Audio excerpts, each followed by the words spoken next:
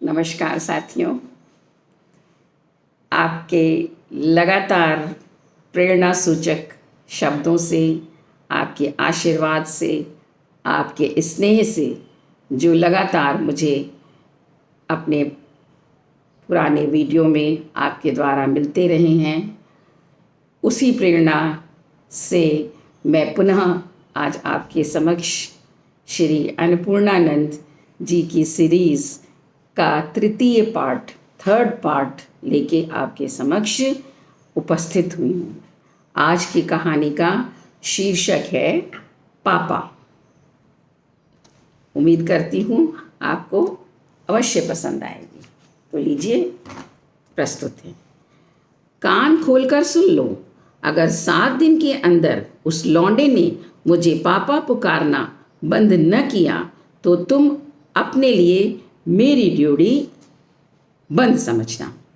लाला झाऊमल के सिर के ऊपर ये वज्र आज दोपहर में यकायक आ पड़ा। लाला जी समय काटने के लिए इधर उधर दुम हिला रहे थे कि नौकर ने आके कहा कि आपको चौधरी साहब याद कर रहे हैं। ये सुनते ही उनके कान खड़े हो गए।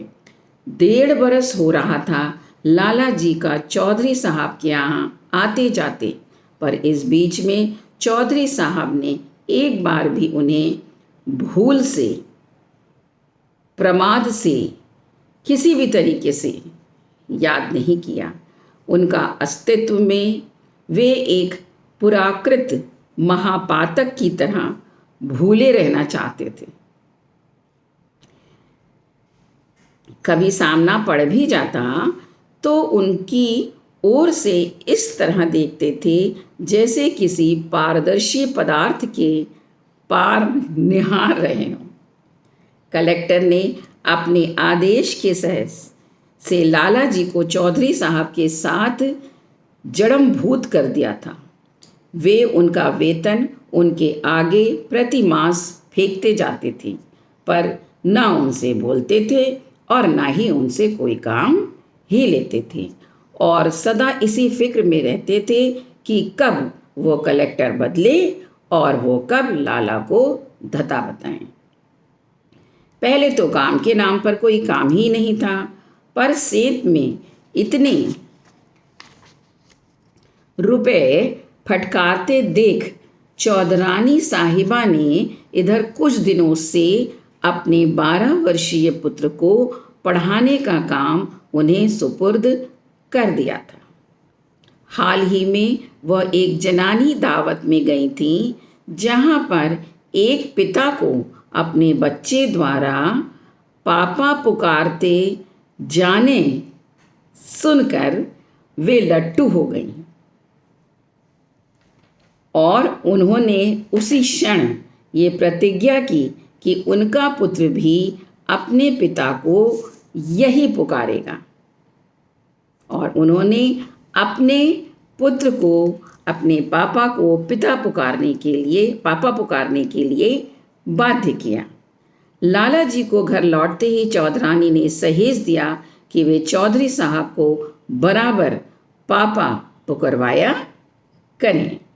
उनका पुत्र उन्हें तब से पापा पुकारने लगा, उनकी मर्जी के बिल्कुल विरुद्ध। उनको अच्छा न लगता था कि कोई ऐसा बेहुदा शब्द उनके लिए प्रयुक्त करे, पर उनकी लाचारी भी तो थी। चौधरानी से वे पार नहीं पा सकते थे।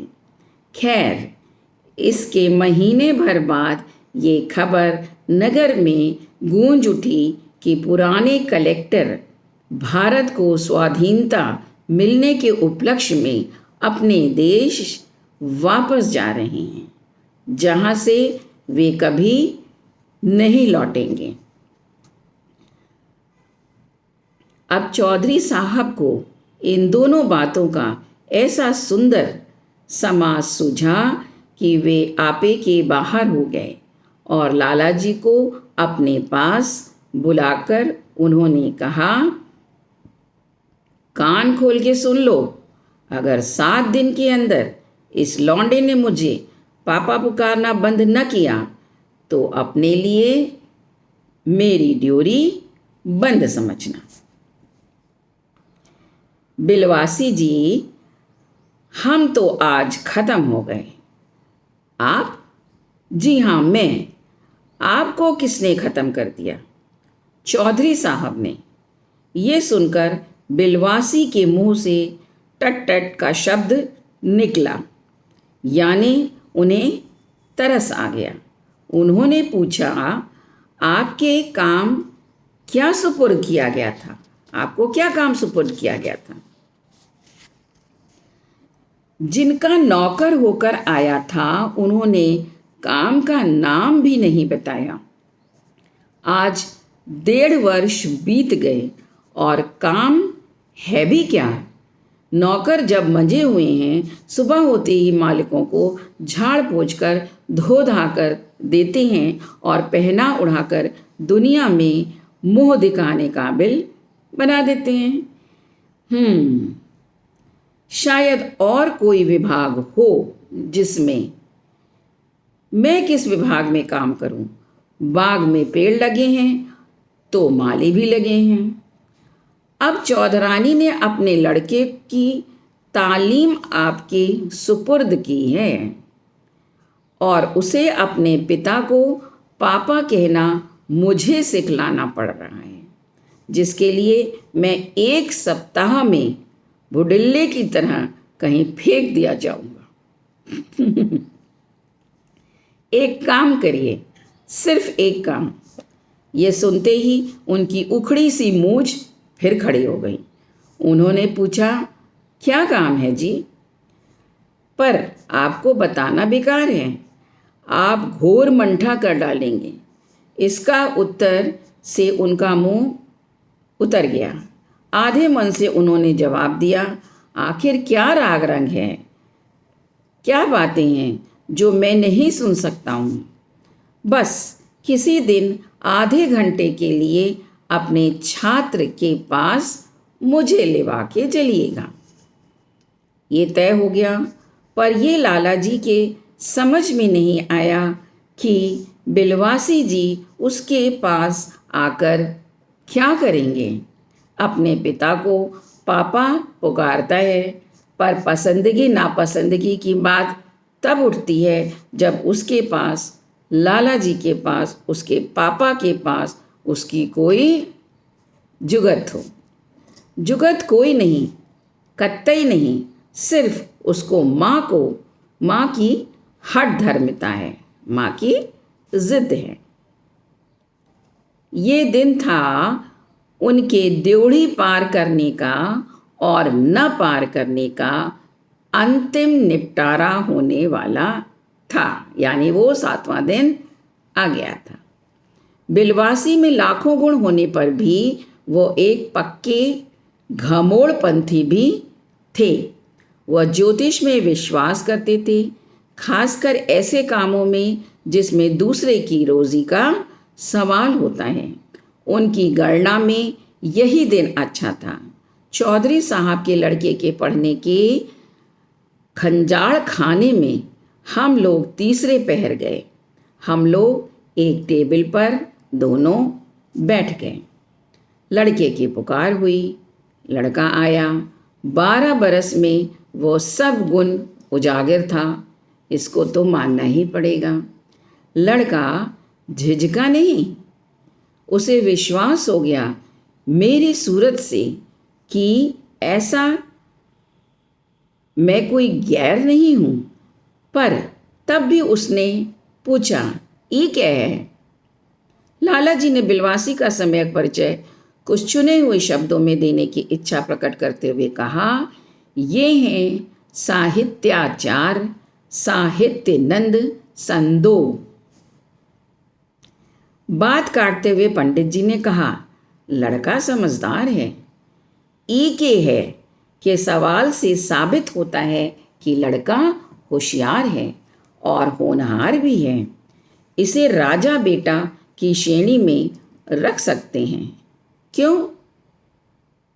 लाला जी ने कुछ ऐसे मौखिक चेष्टाएं की जो घूंट घोटने में की जाती हैं और लड़का उसके पहले कभी किसी ने राजा बेटा उसे नहीं पुकारा था।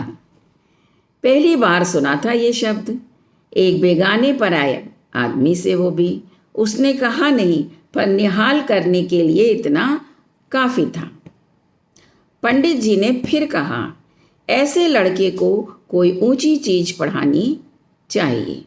ऊंची चीज जैसे बैलगाड़ी बनाना, रेडियो बनाना। लड़का बीच में ही बोल पड़ा, हाँ, भारी भरकम चीज जैसे मोटर से लेके हवाई जहाज तक। कहाँ तक पढ़े हो बिटवा? चंद्रकांता संतति परसों खत्म की थी। संतति पढ़ने पर तुम्हें साफ मालूम हुआ होगा कि संतति 2 प्रकार की होती है, नर और मादा। कितने सहल बात है ये। हाँ, सही तो है। इसका ज्ञान बहुत ज़रूरी है। जैसे जैसे खोपड़ा, खोपड़ी, झोपड़ा, झोपड़ी, जैसे रोपड़ा, रोपड़ी। लड़के ने हंस के कहा, बस बिल्कुल समझ गए। अपने पिता को पापा पुकारते हो? देखो, कई शब्द ऐसे होते हैं जिसमें पापा की तरह वही शब्द 2 बार आते हैं, जैसे दादा, नाना, काका, मामा। दादी, नानी, काकी, मामी। लड़के ने थोड़ी बजाते हुए खुद ही कह डाला, पापा का नहीं है, केवल पापा का, औरों का है। ये अनोखी और अजूबी और अनूठी बात थी। पापा नर तो हैं पर मादा नदारत है। इसी सोच में लड़का हिचकोले लेने लगा। लड़के का यकायक माथा ठनका। उसके ललाट पर हथौड़ी को चोट सी लगी और वो ताबड़तोड़ उठ बैठा। उसने कृतज्ञता भरे नेत्रों से बिलवासी जी को देखा, बिना कुछ कहे भागा वहाँ से। सीढ़ी 3-4 कदम आगे फांदने लगा। सीढ़ी जनान खाने में जाती थी। 5 ही क्षण बीता होगा कि ऊपर से चिल्लपों चिल्लपों चिल्लपों की आवाज़ सुनाई पड़ने लगी। मियाँ बीबी की आवाज़ साफ साफ सुनाई पड़ रही थी। हम लोग चौकन्ने होकर ऊपर से आती हुई सब ध्वनियों को कान से सुनने लगे। शांति होने पर एक मजदूरिन लाला जी को बुलाने आई और ऊपर लिवा ले गई। झाऊलाल की चिंता इस समय एक नापने तौलने की वस्तु जैसी हो गई थी। चौधरानी ने पूछा, आज आप बच्चे को क्या पढ़ा रहे हैं? झाऊलाल ने डरते डरते कहा, आज मैंने हिंदी व्याकरण का महत्वपूर्ण विषय स्त्रीलिंग और पुल्लिंग शुरू किया था। आप बच्चे को जाकर अभी बता दीजिए कि पापा की स्त्रीलिंग पापी नहीं है। पापा की स्त्रीलिंग पापी नहीं है। वह मुझे पापी कह कह के पुकार रहा है। हरे राम रे राम रे राम रे राम राम। और उससे यह भी कह दीजिए कि आज से अपने पिता को पापा न पुकारा करे। वहाँ से लौटते समय चौधरी साहब रास्ते में मिले। वो कहीं से छुपकर ये पूरा वृतांत सुन रहे थे। अपने दोनों हाथों से लाला जी के कंधे को थपथपाते हुए उन्होंने कहा, आदमी तुम काम के मालूम पड़ते हो। कितनी साधारणतम बात पर कितना अच्छा समाधान ढूंढ निकाला। वो अव्वल तो है ही, अव्वलों में अव्वल से भी अव्वल तुम हो। धन्यवाद। तो ये कहानी थी पापा, श्री अन्नपूर्णानंद जी द्वारा रचित। उम्मीद करते हैं कि आपने इस कहानी का रसास्वादन अवश्य किया होगा। आपको ये कहानी अवश्य पसंद आई होगी। मैं पूरी आशा के और विश्वास करती हूँ कि आगे आने वाली सीरीज़ की समस्त कहानियाँ इसी तरह आपको अवश्य पसंद आएंगी। तो आप हमारे साथ ऐसे ही हर वीडियो में बने रहिए और अपने आशीर्वाद मेरे ऊपर हमेशा बनाए रखिए। धन्यवाद। Thank you so much.